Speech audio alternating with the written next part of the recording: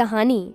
एक छोटे से गांव में एक किसान रहता था जो अपनी मेहनत से सबको मुतासिर करता था, जिसका नाम रामू हावर था जिसका नाम याच रामू अयाश था।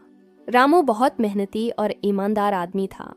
वो हर रोज सुबह सवेरे उठता, अपने खेतों में काम करता और अपनी फसलों की देखभाल करता। इसके खेत में मुख्तलिफ किस्म की सब्जियां, दालें और गंदम होती थीं। एक दिन जब रामू अपने खेत में काम कर रहा था, इसने देखा कि इसके पड़ोसी सूरजान हमेशा सोता रहता है और काम करने से कुतराता है। सूरज अक्सर कहता, क्यों मेहनत करूं, मैं तो खुश हूं। इसने अपने खेत की देखभाल करना छोड़ दिया था और इसकी फसलें खराब हो रही थीं। रामू ने सूरज को समझाते हुए कहा, भाई, मेहनत का फल मीठा होता है।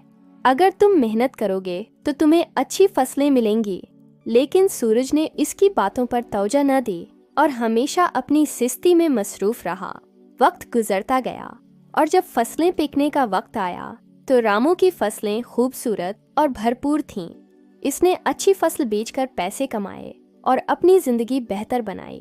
दूसरी तरफ सूरज की फसलें खराब हो गईं और वो बेहद परेशानी में मुब्तला हो गया। सूरज ने एक दिन रामू के पास जाकर कहा, तुम दरस्त थे, मेहनत करने का कोई नेमिल बदल नहीं। रामू ने मुस्कुराकर कहा, मेहनत कभी ज़ाये नहीं जाती दोस्त। इस दिन के बाद सूरज ने भी मेहनत करने का फैसला किया और रामू की तरह अपने खेतों की देखभाल करने लगा। सबक ये कहानी हमें सिखाती है कि मेहनत का फल हमेशा मीठा होता है और हमें कभी भी सुस्ती नहीं करनी चाहिए। अगर आपको मज़ीद मदद या कहानियाँ चाहिए हों तो बताएं।